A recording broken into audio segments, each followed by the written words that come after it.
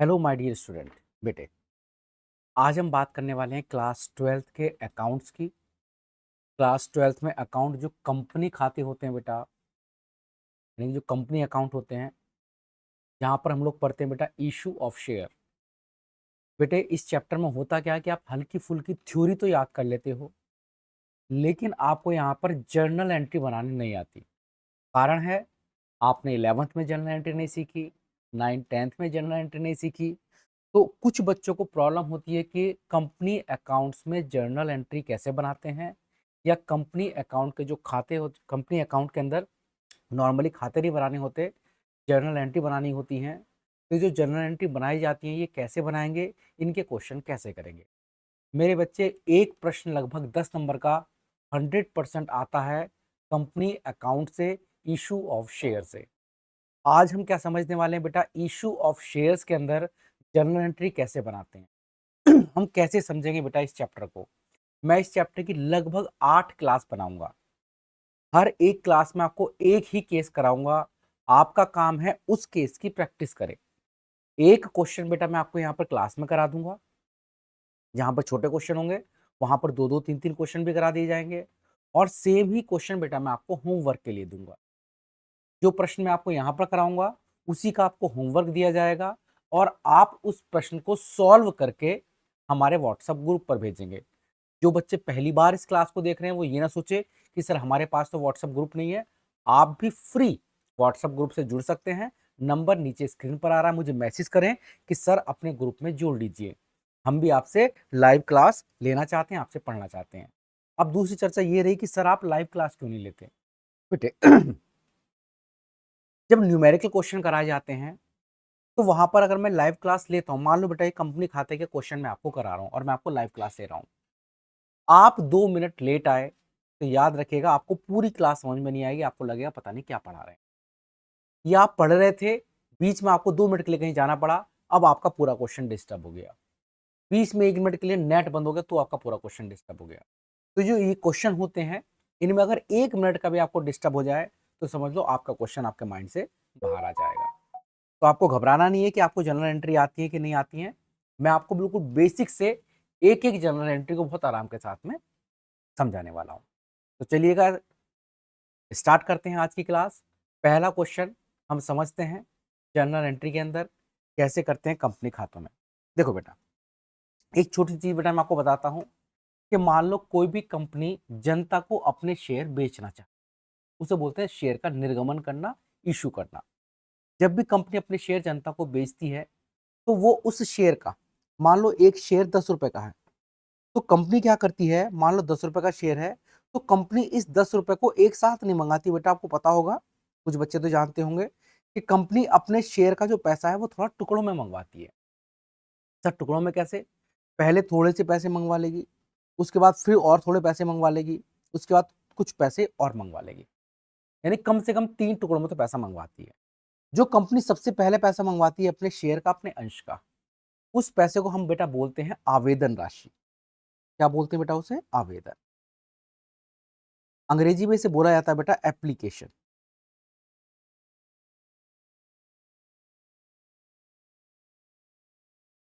उसके बाद जब कंपनी के पास जनता के आवेदन आ जाते हैं, एप्लीकेशन आ जाती है, फिर कंपनी दोबारा से पैसा मंगवाती है जनता से, उसे बोला जाता है बेटा आवंटन राशि।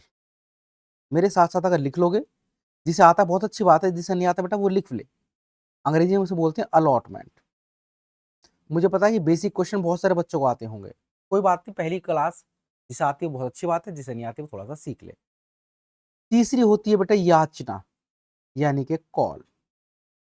याचना को क्या बोला जाता है बेटा? Call money. तो कंपनी अपने शेयर का पैसा जो टुकड़ों में मंगवाती है, उसे पहले पैसे को हम क्या बोलते हैं बेटा? आवेदन।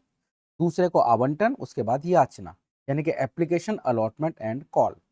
ये जो कॉल का पैसा है ये कभी कभी बेटा कंपनी और टुकड़ों में मंगवा सकती है। पहली याचना, दूसरी याचना, 1 रुपए यहाँ मंगवा लिया, 1 रुपए यहाँ मंगवा लिया, कुछ भी पैसा मंगवा सकते हैं। जरूरी नहीं बेटा मैंने 3 5 2 लिखा है, 1 रुपए, 2 रुपए, 8 रुपए ऐसे मंगवा ले। बस अपने 10 रुपए कंपनी जब मंगवाती है, जब कंपनी जनता को अपने शेयर बेचती है ना, इशू करने का मतलब क्या हुआ, जनता को एक तरह से शेयर बेच रही है और जनता उसके बदले कंपनी को पैसा देती है। जब कंपनी के पास पैसे आते हैं तो 3 टुकड़ों में पैसा आएगा, एक आवेदन, फिर अलॉटमेंट यानी कि आवंटन, फिर याचना यानी कि कॉल। ये बात समझ गए होंगे शायद। अब ये जो कंपनी का शेयर होता है, मान लो कंपनी का शेयर 10 रुपए का है। अब इस 10 रुपए के शेयर को कंपनी बेटा दो तरह से जनता को बेच सकती है। एक, 10 वाला शेयर 10 रुपए में बेच दिया। एक 10 वाला शेयर महंगा करके बेच दिया। 10 वाला शेयर 10 में बेचा, इसे बोलते हैं एट पार। पार पर बेचा है, सम मूल्य पर। 10 का था, 10 रुपए में बेच दिया। 10 वाला शेयर कंपनी अगर ज्यादा करके जनता को बेचती है, शेयर की वैल्यू 10 है पर कंपनी जनता से ज्यादा पैसे मंगवा रही है उसके बदले, ऐसा संभव है, तो उसे बोलते हैं प्रीमियम। प्रीमियम पर पैसा मंगवा रही है। ये दो बातें बेटा आपको क्वेश्चन करने से पहले समझना था। एक, पैसे टुकड़ों में मंगवाए जाते हैं।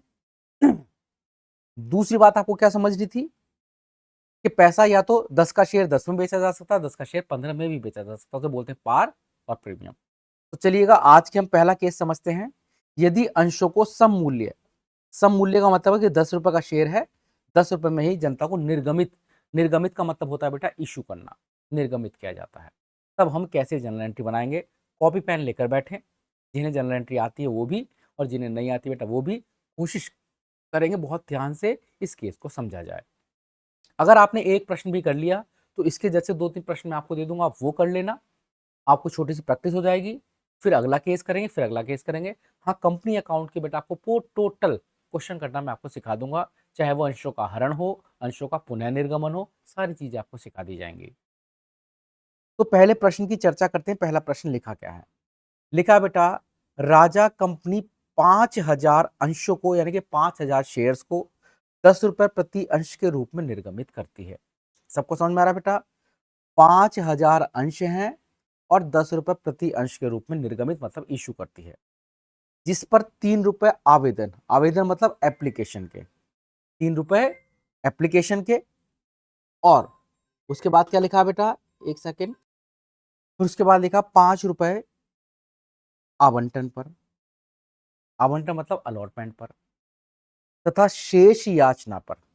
याचना का मतलब होता है बेटा कॉल पर। शेष कितना बचा? 10 रुपए का शेयर था, 3 यहां मंगा लिए, देखो ध्यान से, 3 रुपए आवेदन पर, 5 रुपए आवंटन पर, तो शेष याचना पर। ये तो हर बच्चा बता सकता है। 10 रुपए का शेयर है जिसमें से 8 मंगा लिए, यानी कि 2 रुपए कॉल पर मंगाए हैं। सभी अंशों के लिए आवेदन प्राप्त हो गए, किंतु याचना पर 1,000 अंशों को छोड़कर पूर्ण धन प्राप्त हो गया। इसकी भी चर्चा हम बाद में करेंगे। फिलहाल हमें इतना पता लग गया कि 5,000 शेयर कंपनी ने बेचे हैं, 3 रुपए एप्लीकेशन पर, 5 रुपए अलॉटमेंट पर, और 3 रुपए याचना पर मंगवाए हैं। एप्लीकेशन पर मैं लिख देता हूं 3 रुपए, अलॉटमेंट पर 5 रुपए, और कॉल पर मतलब शॉर्ट में लिख लिया। ये पेपर में लिख कर नहीं आना, मैंने खुद लिखा है बेटा, ये है ना। और कितने शेयर हैं? 5,000 शेयर हैं। चलो जिनकी जनरल एंट्री करने की कोशिश करते हैं। जनरल एंट्री का सबको पता है फॉर्मेट होता है, एक डेट होती है, पर्टिकुलर होता है, एक डेबिट और एक क्रेडिट होता है। तो सबसे पहले डेट गिवन है तो ठीक है, वरना नंबर नंबर लिखते चलो। पहला नंबर, डेट क्वेश्चन में है नहीं हमारे पास। तो सबसे पहले कंपनी क्या करती है, जब अपने अंशों को बेचती है तो उसे एप्लीकेशन का पैसा मिलता है बेटा। उसकी जनरल एंट्री रट लेना, जिन्हें समझ में आता है वो समझ लेना कि बैंक से जब पैसा मिलेगा एप्लीकेशन का, तो एंट्री क्या बनेगी बेटा, बैंक अकाउंट डेबिट। बैंक से पैसा मिलता है कंपनी को। सबसे पहले कंपनी को आवेदन का पैसा मिला होगा, तो कंपनी क्या बोलेगी, बैंक अकाउंट डेबिट, बैंक में पैसा आया है। किस चीज का पैसा आया है? शेयर की एप्लीकेशन का।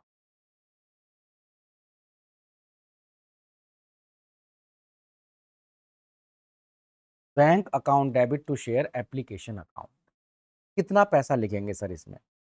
देखो जी, मैं यहाँ पर शॉर्ट में लिख देता हूँ कितना पैसा लिखेंगे।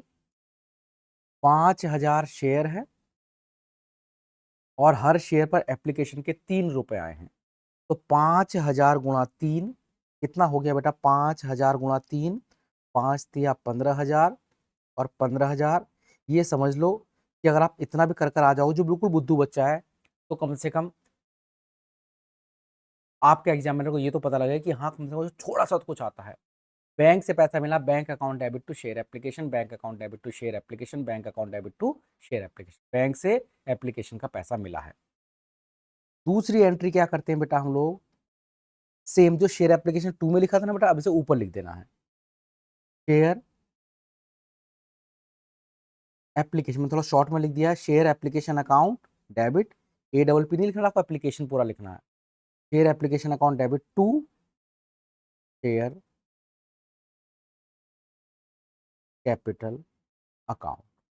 पैसा बिल्कुल सेम जो पहले वाला पैसा था वो हमने लिख दिया। और याद रखिएगा बेटा, ये जो मैंने जनरल एंट्री की है ये एप्लीकेशन की है। एप्लीकेशन के टाइम पर 2 जनरल एंट्री होती है, जब कंपनी को आवेदन मिलते हैं जनता से, 3 रुपए का आवेदन मिला था, 5,000 अंशों पर आवेदन मिले थे, तो आवेदन राशि की 2 जनरल एंट्री करनी है। पहली जनरल एंट्री बैंक से पैसा मिला है एप्लीकेशन का, बेटा इसके नीचे नरेशन भी बनती है, वो नरेशन में आपको अभी कंफ्यूज नहीं करूंगा, नरेशन भी बेटा मैं आपको बताऊंगा आराम से, उसकी चिंता ना करें। कहोगे सर इसके नीचे बीइंग करके लिखते हैं, वो तो बता दो बेटा, वो भी बताऊंगा। पहले हल्की सी जनरल एंट्री समझ जाओ, इसका मीनिंग समझ जाओ, वो बीइंग में मीनिंग ही लिख कर आना है। तो पहले हमें बैंक से पैसा मिलेगा, फिर इस एप्लीकेशन के पैसे को हम कैपिटल में ट्रांसफर करेंगे। यानी कि पहले पैसा मिला, ये समझ लो कि जैसे पहले पैसा मिलता है ना बेटा हमें, फिर वो हमारा हो जाता है। तो वैसी कंपनी को पहले पैसा मिला एप्लीकेशन का, अब इस एप्लीकेशन के पैसे को कंपनी ने क्या किया, अपनी कैपिटल में, अपनी पूंजी में ट्रांसफर कर लिया कि अभी हमारी पूंजी हो गई। तो 2 जनरल एंट्री होगी बेटा किस चीज की, शेयर एप्लीकेशन के टाइम पर। एप्लीकेशन के बाद 2 जनरल एंट्री आपको बनानी पड़ती है बेटा अलॉटमेंट। अब अलॉटमेंट की एंट्री कैसे बनानी है, बिल्कुल सेम जो दूसरी वाली एंट्री है ना बेटा, ये इसी की जैसी बिल्कुल सेम एंट्री होती है अलॉटमेंट की, यानी कि आवंटन की। शेयर एप्लीकेशन की जगह पर लिख दो शेयर अलॉटमेंट।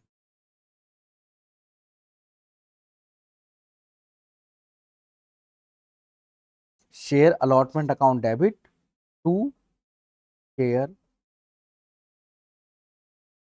कैपिटल, बिल्कुल सेम।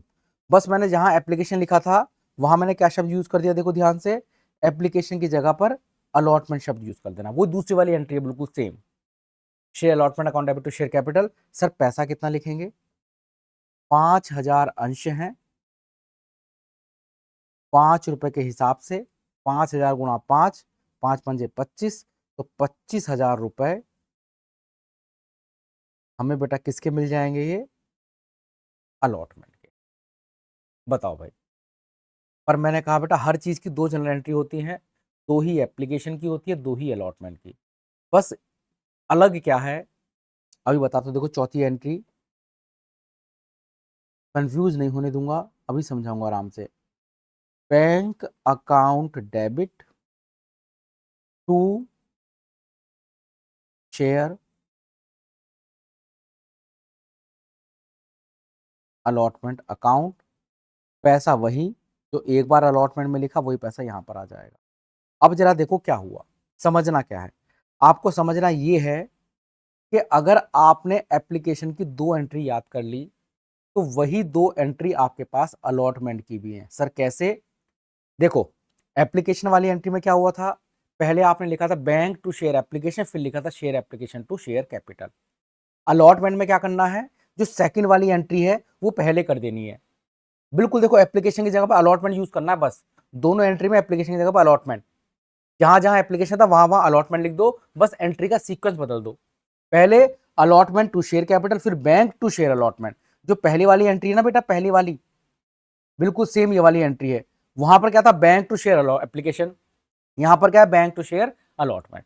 एंट्री बिल्कुल सेम है, बस सीक्वेंस पलट गया, पहले एप्लीकेशन वाली कर दी, फिर बैंक वाली कर दी। और हर क्वेश्चन में यही तरीका है, आप पहली 2 एंट्री याद कर लो, बाकी 2 एंट्री ऑटोमेटिक हो गई, एप्लीकेशन को हटाकर अलॉटमेंट शब्द लग दो। वैसे ही कॉल की एंट्री होगी, उसमें भी कुछ अलग नहीं है, बिल्कुल सेम, अब तो सीक्वेंस ही वही रहेगा जो अलॉटमेंट वाला था। देखो अलॉटमेंट की पहली एंट्री क्या बनी थी, शेयर अलॉटमेंट, अब लिख दो शेयर, इसके आगे नाम लिख देते हैं बेटा कॉल, कॉल को बोल देते हैं फाइनल कॉल, क्योंकि आखिरी पैसा है बेटा, share final call account debit to share capital account. पैसा कितना, 5,000 शेयर हैं, और हर शेयर पर आपको 2 रुपए मंगवाने हैं। ये देखो ऊपर लिखवाया था मैंने, 2 रुपए कॉल पर, 5 दूनी 10,000 रुपए। ये हो रही बेटा किसकी एंट्री हो रही है, ये कॉल की एंट्री हो रही है, कॉल की। और छठी एंट्री, हर चीज की दो एंट्री होने में, दो एप्लीकेशन की, दो अलॉटमेंट की, दो कॉल की। अब जो एंट्रियां बेटा आपके पास कौन सी थी, अलॉटमेंट वाली थी, वो बिल्कुल सेम एंट्री यहां पर कर देनी है। देखो वहां पर मैंने क्या किया था, शेयर अलॉट, देखो पढ़ो ध्यान से, share allotment to share capital. अब मैंने क्या कर दिया, share final call to share capital. बिल्कुल अलॉटमेंट की पहली एंट्री की तरह ही एप्लीकेशन की, सॉरी, कॉल की पहली एंट्री है। और दूसरी एंट्री की तरह वहां बेटा मैंने क्या लिखा था, बैंक अकाउंट डेबिट लिखा था बेटा वहां भी मैंने, यहां भी बैंक टू शेयर।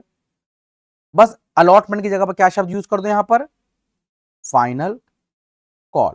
अगर एक बार आप अपनी कॉपी पर इसे लिख लोगे ना अपने हाथ से, तो चाहे आपको कुछ भी नहीं आता तो भी आपको ये जनरल एंट्री आ जाएंगी। बस आपको लिखना पड़ेगा, अपने हाथ से लिख लो तो आपको पता लगेगा कि क्या क्या चीज रिपीट हो रही है। अभी बेटा मैंने नॉर्मल क्वेश्चन कर दिया, लेकिन अब इसकी आखिरी लाइन पढ़ते हैं, जो मैंने कहा था बाद में बात करेंगे। लिखा किंतु याचना पर 1000 अंशों का को छोड़कर पूर्ण धनराशि प्राप्त हो गई है। याचना मतलब कॉल पर 1000 ने पैसा नहीं दिया, बाकी सारा पैसा हमें मिल गया है। तो इसका मतलब कहीं पर लिखा हो कि आपको ये पैसा नहीं मिला, तो जो बैंक वाली एंट्री होती है बेटा, बैंक वाली एंट्री वो थोड़ी सी बदल जाएगी। सर कैसे बदल जाएगी, देखो हमारे पास 5000 अंश थे, हमने लिखा है भाई याचना मतलब कॉल 5000 गुणा 2, 10,000 रुपए मिलनी चाहिए। ये होती है एंट्री कि मिलनी चाहिए कॉल की।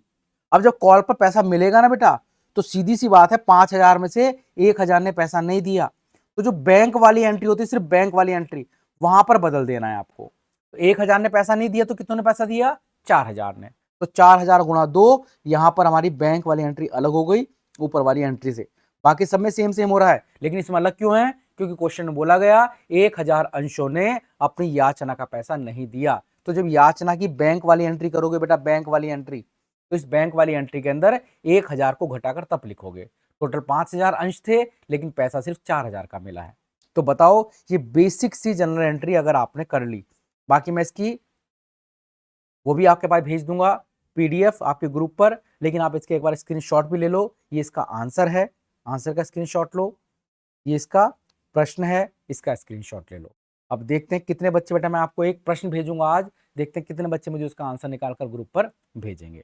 तब तक के लिए चलिए आज की इस क्लास को खत्म करते हैं, और कोशिश करूंगा बेटा, मैं लगा भी मुझे कि शायद आपको बेसिक तो समझ में आया होगा। जिसे आता है बहुत अच्छी बात है, जिसे नहीं आता उसे बेसिक समझ में आ गया होगा।